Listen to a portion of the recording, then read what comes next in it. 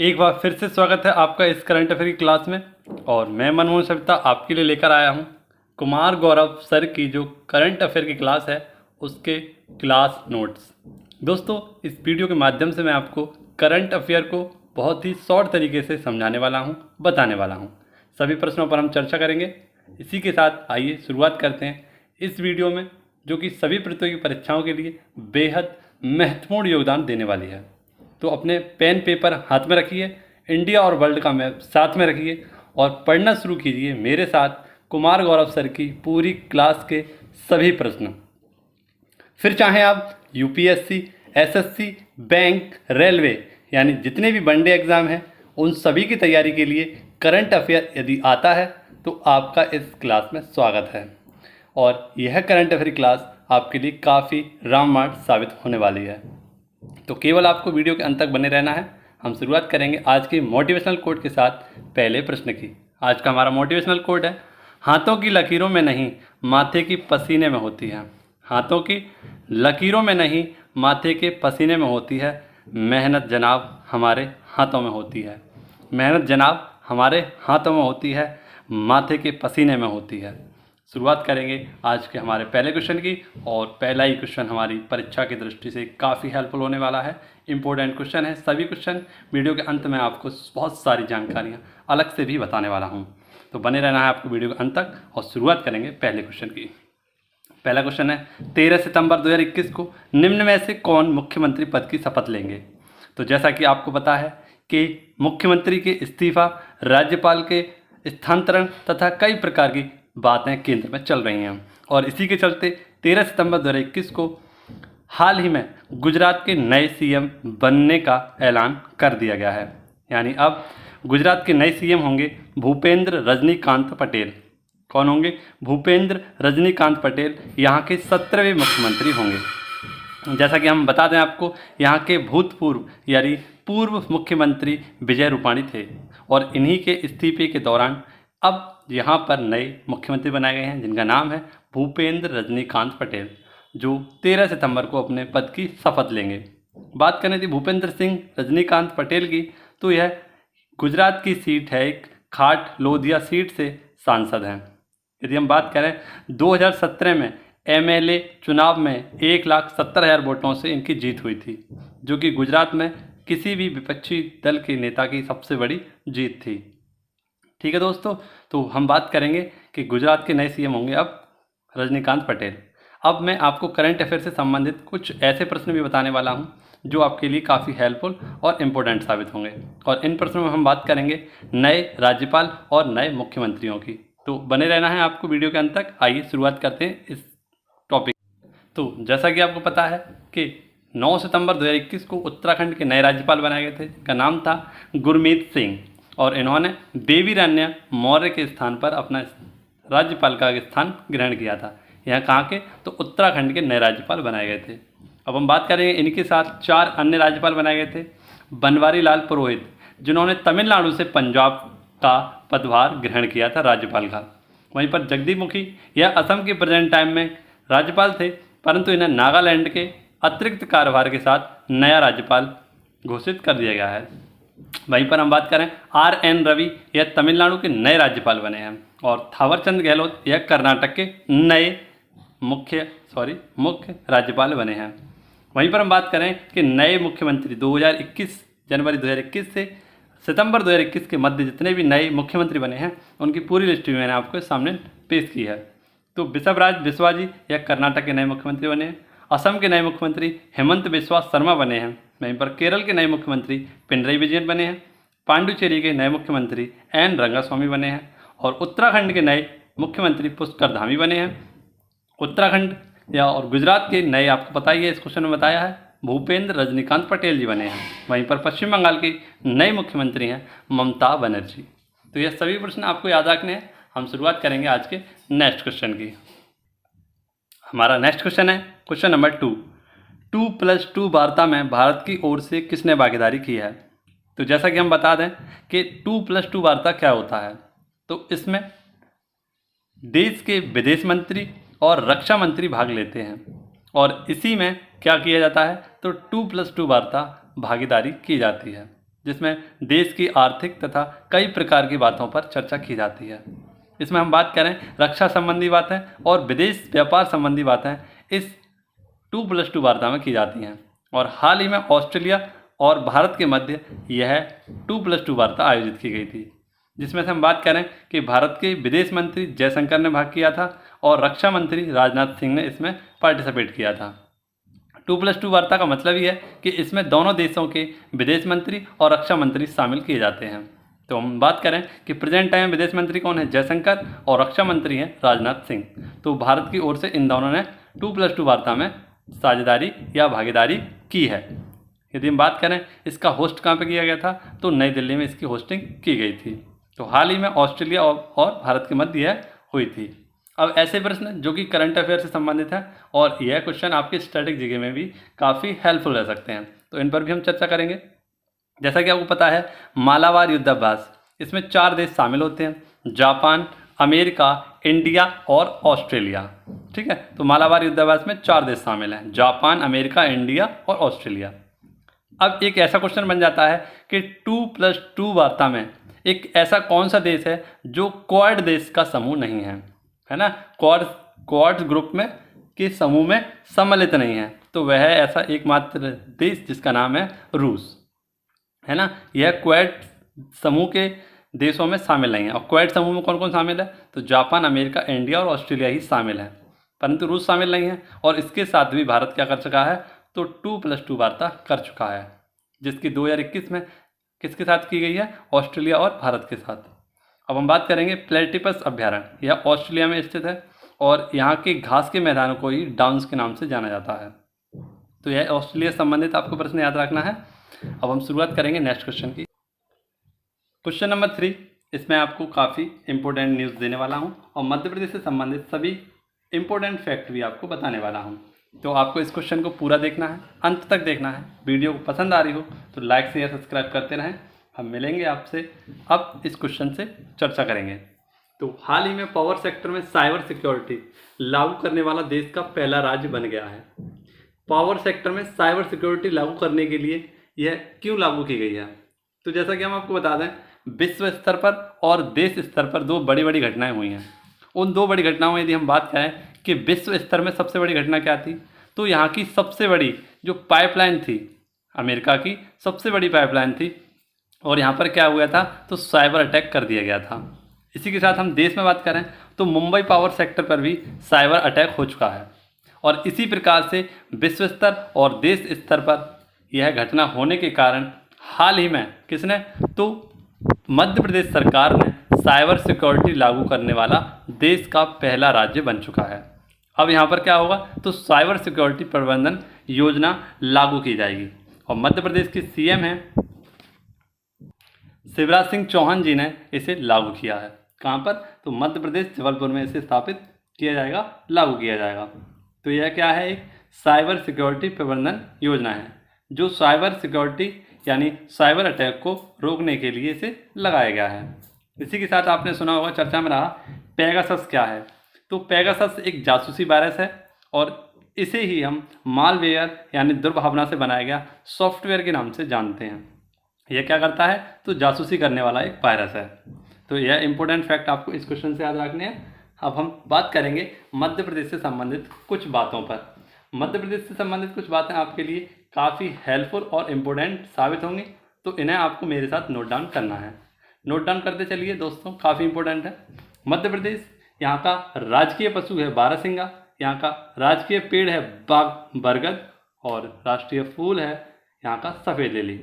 लोकसभा सीटों की संख्या है 29, राज्यसभा सीटों की संख्या है 11 और विधानसभा सीटों की संख्या है 230। यहाँ के सीएम की बात करें तो शिवराज सिंह चौहान यहाँ के सीएम हैं। शिवराज सिंह चौहान यहाँ के सीएम हैं और क्षेत्रफल की दृष्टि से यदि हम बात करें, यहाँ पर सबसे ज़्यादा वन पाए जाते हैं मध्य प्रदेश में ही। इसी के साथ रोको टोको अभियान तथा चरण पादुका अभियान जो कि कोविड-19 से संबंधित था, यह यहीं पर चलाया गया था। इसी के साथ ऑनलाइन एफआईआर आपके द्वारा एक योजना भी उत्तर प्रदेश सरकार के द्वारा ही चलाया गया था, मध्य प्रदेश सरकार के द्वारा चलाया गया था। तो आपको इतने सारे फैक्ट आपको मध्य प्रदेश से याद रखने हैं। शुरुआत करेंगे नेक्स्ट क्वेश्चन की, और यह भी आपके लिए काफ़ी इम्पोर्टेंट है, जिसमें मैं आपको सभी भारतीय त्योहारों के बारे में बताऊंगा। हाल ही में नुआखाई त्यौहार चर्चा में रहा। यह किस देश से राज्य से संबंधित है? तो यह उड़ीसा राज्य में से संबंधित है। और यहाँ पर क्या होता है, नुआखाई त्यौहार क्यों मनाया जाता है? तो खेत की पहली बुआई, खेत की पहली धान कटाई के अवसर पर यहाँ की एक देवी, जिनका नाम है मातृ देवी समलेश्वरी माता को पहली भेंट चढ़ाई जाती है, जिसके उपलक्ष्य में यहाँ पर क्या बनाया जाता है, तो नुआखाई त्यौहार मनाया जाता है। कहाँ पर? उड़ीसा में। चर्चा में क्यों है? चर्चा में इसलिए है क्योंकि प्रधानमंत्री नरेंद्र सिंह मोदी जी ने उड़ीसा वासियों के लिए नुआखाई त्यौहार की बहुत बहुत शुभकामनाएं दी हैं, इसीलिए चर्चा में है। अब आपसे पूछ भी ये ले जाएगा कि नुआखाई त्यौहार किस राज्य से संबंधित है, तो आप टिक कर देंगे उड़ीसा से संबंधित है। क्यों संबंधित है? क्योंकि यहाँ पर धान की पहली कटाई के साथ साथ जो धान की उपज होती है उसकी पहली भेंट यहाँ की मातृ देवी समलेश्वरी देवी को चढ़ाई जाती है। काफ़ी इम्पोर्टेंट त्यौहार है। इसके साथ हम बात करेंगे हॉकी का सबसे बड़ा स्टेडियम, जिसका नाम है बिरसा मुंडा स्टेडियम, यह राउरकेला उड़ीसा में स्थित है। और आपको ये पता है एक इंटरनेट ड्रिंक फॉर टैप शहर जो कि पुरी में स्थित है, यह यहीं से चलाया गया था। इसके तहत क्या हुआ, तो साफ स्वच्छ पानी एक टिप में ही आपको प्राप्त हो जाएगा उड़ीसा के शहर पुरी में। अब कुछ ऐसे त्यौहार जो कि आपके लिए काफ़ी इंपॉर्टेंट है, जैसा कि दिया गया है रज पर्व। तो यह धरती माता का 3 दिन का क्या है, मासिक चक्र है, और इसी के चलते उड़ीसा में एक पर्व मनाया जाता है, इसका नाम है रज पर्व। मकरविलक्कू त्यौहार यह केरल में मनाया जाता है। अम्बुबाची मेला जो कि कामाख्या माता मंदिर पर लगता है, यह असम में स्थित है। ठीक है, तो आपको ये सारे इंपॉर्टेंट फैक्ट याद रखने हैं। हम शुरुआत करेंगे नेक्स्ट क्वेश्चन की। नेक्स्ट क्वेश्चन है हमारा, मेरे साथ आप इसको नोट डाउन कर लीजिए। यदि आपने हमारे टेलीग्राम चैनल को ज्वाइन नहीं किया है तो उसे ज्वाइन कर लीजिए, जिससे कि आपको सभी PDF फॉर्म में आपको यह सारे क्वेश्चन प्राप्त हो जाएं। शुरुआत करेंगे नेक्स्ट क्वेश्चन की। हाल ही में स्पेन में आयोजित 20वें इमेजिन इंडिया फिल्म फेस्टिवल में सर्वश्रेष्ठ संगीत निर्देशक का पुरस्कार किसने जीता है? तो हाल ही में हम आपको बता दें, एक film festival, India film festival का आयोजन किया गया था। कहाँ पर? तो इसे स्पेन में आयोजित किया गया था, और इसी में एक पुरस्कार है सर्वश्रेष्ठ संगीत निर्देशक का पुरस्कार, जो किसे दिया गया है, देवो ज्योति मिश्रा को। किसे? तो देवो ज्योति मिश्रा को दिया गया है। यह पुरुष हैं, इन्हें यह पुरस्कार दिया गया है, और इनकी फिल्म थी जिसके लिए इन्हें मिला है बांसुरी द फ्लूट। बांसुरी द फ्लूट के लिए इन्हें यह पुरस्कार दिया गया है। अब हम कैसे, तो करंट अफेयर से संबंधित कुछ ऐसे पुरस्कारों पर बात करेंगे जो काफ़ी इम्पोर्टेंट हैं और आगामी परीक्षाओं में बन भी सकते हैं। तो कुछ अन्य पुरस्कारों में हम बात करें, SV बालासुब्रमण्यम को ही 2021 का पद्म विभूषण सम्मान दिया गया था। इसी के साथ 2021 में आशा भूषण जी को महाराष्ट्र भूषण सम्मान दिया गया था। और हम बात करें कि मिडनाइट सिंगर के नाम से किसे जाना जाता है, तो नरेंद्र चंचल। ठीक है, नरेंद्र चंचल कौन है, तो भक्ति सिंगर हैं, और इन्हीं को ही मिडनाइट सिंगर के नाम से जाना जाता है, जिनका हाल ही में मृत्यु भी हो गई है। यदि हम बात करें सर्वाधिक ग्रैमी पुरस्कार किसने जीते हैं, तो ग्रैमी पुरस्कार आपको पता है यह संगीत से संबंधित है, और सबसे ज़्यादा ग्रैमी पुरस्कार जीतने वाले कौन हैं, तो बियॉन्से। कौन है? बियॉन्से, आपको याद रखना है। नेक्स्ट क्वेश्चन है हमारा क्वेश्चन नंबर 6। इस पर भी हम आपको बहुत ही इंपॉर्टेंट जानकारियाँ देंगे। सभी प्रश्नों में आपको अलग से जानकारियाँ भी दी जाती हैं, करंट अफेयर संबंधित सभी जानकारियाँ बताई जाती हैं। हाल ही में भारत ने किस देश के साथ स्ट्रेटेजिक क्लीन एनर्जी पार्टनरशिप की मंत्री स्तरीय वार्ता की है? तो हाल ही में भारत ने अमेरिका के साथ स्ट्रेटेजिक क्लीन एनर्जी पार्टनरशिप की मंत्री स्तरीय वार्ता की है। किसके साथ? अमेरिका के साथ, जिसका उद्देश्य रखा गया है, आपको पता है कि एनर्जी फुल ईंधन को बढ़ावा देना और उस पर फोकस करने के लिए इसे बढ़ाया गया है। यानी हम बात करें जैसे नए ईंधन कौन कौन से होते हैं जो कि पर्यावरण को शुद्ध रखते हैं, बायोफ्यूल, हाइड्रोजन और सौर ऊर्जा, इन सभी को बढ़ावा देने के लिए एक strategic clean energy, clean energy का मतलब ही क्या होता है, हाइड्रोजन, बायोफ्यूल और सौर ऊर्जा से जो प्राप्त होने वाली ऊर्जा है उसे हम क्लीन एनर्जी के नाम से जानते हैं। यानी इनके उपयोग से कार्बन का उत्सर्जन बिल्कुल नहीं होता है या कतई नहीं होता है, जिसे हम क्या कहते हैं, क्लीन एनर्जी। और इसी की एक बैठक मंत्री स्तरीय वार्ता हुई है अमेरिका के साथ। यह वार्ता किसके द्वारा की गई है, तो मंत्री हैं पेट्रोलियम और प्राकृतिक गैस मंत्री हरदीप पुरी जी के द्वारा इसे किया गया था। नेक्स्ट क्वेश्चन है हमारा क्वेश्चन नंबर 7 और इस पर भी मैं आपको काफ़ी इंपॉर्टेंट फैक्ट्स के साथ साथ सभी क्वेश्चन बताने वाला हूँ। हाल ही में किस देश के द्वारा भूमि प्रबंधन प्रणाली को 100% डिजिटल करने का लक्ष्य रखा है? तो हाल ही में हम बात करें कि भूमि प्रबंधन क्या होता है, तो जितने भी भूमि संबंधी बातें होती हैं उन्हें जानने के लिए एक प्लेटफॉर्म ऐसा जारी किया गया है, एक ऐसा प्रणाली लागू की गई है जो 100% सभी जानकारियों को घर बैठे प्रदान कर सके। और इसी का लक्ष्य रखा है किसने? तो बांग्लादेश ने। बांग्लादेश के मुख्यमंत्री हैं बांग्लादेश की प्रधानमंत्री हैं शेख हसीना। कौन? शेख हसीना। इनके द्वारा इसे चलाया गया है। उद्देश्य क्या रखा गया है इसका? तो घर बैठे भूमि संबंधी सेवाओं का एक ही स्थान पर उपलब्धि हासिल हो सके, इसके लिए भूमि प्रबंधन प्रणाली 100% डिजिटल करने की बात की गई है। किसके द्वारा? तो बांग्लादेश पीएम शेख हसीना के द्वारा। अब हम बात करें कि हाल ही में संबंधित कुछ प्रश्न, तो यहाँ के जो शेख हसीना हैं उनके पिताजी का नाम है शेख मुजीबुर रहमान, जिन्हें हम बंगबंधु के नाम से जानते हैं, और यह आधुनिक बांग्लादेश के जनक भी जाने जाते हैं। इन्हीं को भारत का गांधी शांति पुरस्कार 2020 में दिया गया था। किसे? तो शेख मुजीबुर रहमान को।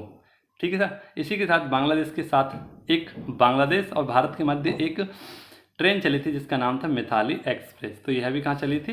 भारत और बांग्लादेश के मध्य। और यह है आज का बहुत ही इम्पोर्टेंट क्वेश्चन जो कि आपके लिए हेल्पफुल है और इसे आपको याद रखना है। हाल ही में 3 नए गांव सर्वश्रेष्ठ पर्यटन गांव के लिए नामित किए गए हैं। तो भारत के 3 गांवों को सर्वश्रेष्ठ पर्यटन गांव के लिए नामित किया गया है। किसके द्वारा? तो UNWTO यानी संयुक्त राष्ट्र विश्व पर्यटन संगठन के द्वारा। यदि हम बात करें कि यह संयुक्त राष्ट्र विश्व पर्यटन संगठन क्या है, तो इसके द्वारा क्या किया जाता है, जितनी भी पर्यटन स्थल जो चीज गांव शहर होते हैं, ठीक है, तो इसके द्वारा इसे पर्यटन को मंजूरी दी गई है ना। और इसी के द्वारा 2020 सबसे ज़्यादा खराब साल घोषित की गई थी पर्यटन के लिए, क्योंकि कोविड-19 चल रहा था और कोविड-19 के चलते किसी भी एक देश से दूसरे देश में जाने के लिए मनाही थी, है ना। तो इसी को सबसे बुरा साल घोषित किया था संयुक्त राष्ट्र विश्व पर्यटन संगठन ने। अब इसी ने सर्वश्रेष्ठ 3 गांवों को नामित किया गया है, जिनमें हम बात करें पोचपल्ली, यह तेलंगाना का एक गांव है, कोकथोंग यह मेघालय का एक गांव है, और लधुपुरा यह मध्य प्रदेश का एक गांव है, जो कि सर्वश्रेष्ठ पर्यटन गांव के लिए नामित किए गए हैं। अब हम बात करेंगे कुनरिया गांव, यह संबंधित है करंट अफेयर से क्वेश्चन। तो कुनरिया गांव यह पहली बालिका पंचायत आयोजित करने वाला गांव था। विश्व पर्यटन दिवस कब मनाया जाता है? तो 27 सितंबर को मनाया जाता है। ये सारे इंपॉर्टेंट फैक्ट आपको इस क्वेश्चन से याद रखने हैं। अब हम बात करेंगे क्वेश्चन 9 पर, जो कि आज का हमारा काफ़ी इंपॉर्टेंट और अच्छा क्वेश्चन है, जिसमें आपको बहुत सारी नई जानकारी मैं आपको दूंगा। प्रतिवर्ष 11 सितंबर को यूनिवर्सल ब्रदरहुड दिवस कब मनाया जाता है? तो प्रतिवर्ष ब्रदरहुड दिवस 11 सितंबर को मनाया जाता है। और किससे संबंधित है ये? तो स्वामी विवेकानंद जी से संबंधित है। हम आपको बता दें कि आपको पता होगा 11 सितंबर 1893 को अमेरिका में एक धर्म सम्मेलन हुआ था, और इस धर्म सम्मेलन में भारत की ओर से स्वामी विवेकानंद जी ने पार्टिसिपेट किया था। जब इन्होंने इसमें पार्टिसिपेट किया था तो एक भाषण इनके द्वारा दिया गया था, जिनमें इन्होंने शुरुआत की थी मेरे अमेरिकी भाई बहन। कौन से शब्द की? तो इस भाषण को इन्होंने शुरू किया था मेरे अमेरिकी भाई बहन। और इसी पहले शब्द के लिए अब भारत में यूनिवर्सल ब्रदरहुड दिवस मनाया जाता है ना। यूनिवर्सल ब्रदरहुड दिवस मनाया जाता है क्योंकि मेरे अमेरिकी भाई बहन शब्द बोलते ही, है ना, पूरे भाषण के बाद स्वामी विवेकानंद जी को 2 मिनट तक तालियों की गड़गड़ाहट सुनाई दी थी। 2 मिनट तक सभी लोगों ने हैंड स्टैंड होस्टिंग की थी, है ना। तो जिसके लिए यह मेरे अमेरिकी भाई बहन शब्द के लिए यह दिवस मनाया जाता है। अब हम बात करेंगे एक ऐसे प्रश्न पर जो इतिहास से संबंधित है। गुलामगिरी बुक किसकी है? तो यह ज्योतिबा फुले की एक बुक है, और ज्योतिबा फुले की एक समाज है जिसका नाम है सत्यशोधक समाज। तो यह आपको याद रखना है, और यह तो आपको याद ही रखना है कि यूनिवर्सल ब्रदरहुड दिवस किससे संबंधित है? तो स्वामी विवेकानंद से। इसमें एक क्वेश्चन आपको याद रखना है, 11 सितंबर 1893 धर्म सम्मेलन में भाग लिया था स्वामी विवेकानंद जी ने, अमेरिका USA में। अब हम बात करेंगे आज के लास्ट क्वेश्चन पर, जो कि आपके लिए काफ़ी इंपॉर्टेंट और हेल्पफुल होगा सभी प्रतियोगी परीक्षाओं के लिए। हाल ही में फुकुशिमा परमाणु संयंत्र चर्चा में क्यों है? तो हमको बता दें कि फुकुशिमा परमाणु संयंत्र यह चर्चा में क्यों है, क्योंकि आपको पता है कि फुकुशिमा परमाणु संयंत्र यह जापान में स्थित है। जापान के होन्शु द्वीप पर यह स्थित है और आपको पता है कि जापान रिंग ऑफ फायर के मध्य आता है, जिसके कारण यहाँ पर काफ़ी सुनामी, भूकंप वाली घटनाएं देखने को मिलती हैं। और इसी के चलते एक सुनामी आई थी और सुनामी के चलते फुकुशिमा परमाणु संयंत्र में पानी भर गया था और इसी के चलते यहाँ पर काफ़ी विकिरण होने लगा था। और इसी विकिरण के अध्ययन के लिए अब यहाँ पर एक डोसीमीटर लगाया गया है, जिसके तहत क्या किया जाएगा, तो यहाँ पर सांपों का यूज किया जाएगा। और यही चर्चा का विषय बना हुआ है कि फुकुशिमा परमाणु संयंत्र में क्यों चर्चा में आया है। तो यहाँ पर जो विकिरण हो रहा है उसका विकिरण का पता लगाने का सांपों का यूज किया जाएगा, है ना। और विकिरण अध्ययन के लिए कौन सा मीटर लगाया जाएगा, तो डोसीमीटर, जिसमें किसका उपयोग किया जाएगा, सांपों का। ठीक है। अब हम एक ऐसा प्रश्न जो कि आपके परमाणु संयंत्रों से संबंधित है। बुश शहर परमाणु संयंत्र ये ईरान में स्थित है। बरा कहा कि यह परमाणु संयंत्र यूएई में स्थित है। तो आज की हमारी वीडियो समाप्त होती है। जितने भी क्वेश्चन आपको पसंद आए हों, अच्छे लगे हों, तो हमारे टेलीग्राम चैनल और चैनल को सब्सक्राइब अवश्य कर लेना। हम मिलेंगे आपसे नेक्स्ट वीडियो में। तब तक के लिए खुश रहें, घर पर रहें, व्यस्त रहें। धन्यवाद, बहुत बहुत शुक्रिया।